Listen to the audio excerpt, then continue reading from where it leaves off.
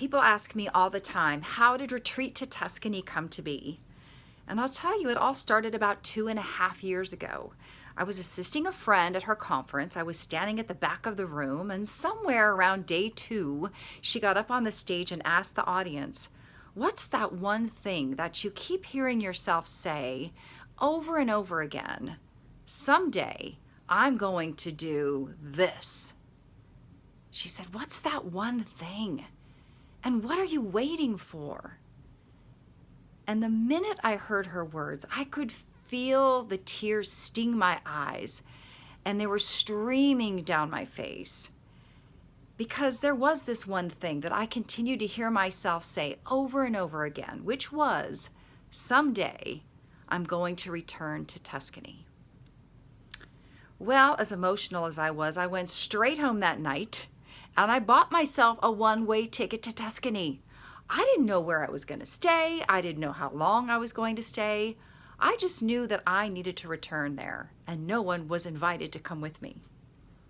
6 months later, I find myself sitting on this beautiful rooftop terrace.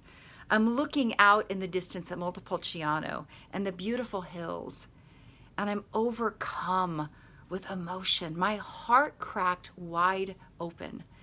I don't think I realized how much healing I still had to do following my divorce and all of the changes that life took me through during that 10-year period of time. I found so much forgiveness. I found healing, and I started to journal and write about it. And when I felt the courage, I posted a blog. I couldn't believe how many women reached out to me and said things like, Teresa, I've always wanted to take a journey like that. I've always wanted to go on a trip by myself. I've always wanted to go to Tuscany. And I realized in that moment, I was a coach. I've been designing and facilitating workshops and retreats for years all over the country. Why not Tuscany? If all these women say they want to do something like this, let's see if it's possible. Well, I came back, and 1 year later, I hosted my first women's retreat based in Tuscany. We just completed our 4th event. We have one in the spring and one in the fall. What makes the springtime so magical for me is that it's a time of renewal. It's almost a time of rebirth. And this forgiveness and the healing that I went through is something that I experience every single time I'm there in the spring. The poppies are in full bloom. It's beautiful. And this renewal time is a time of possibility. It's also a playful time to be outside.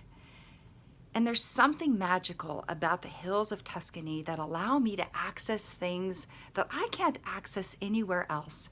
The women who go through retreat with me have some of the same experiences.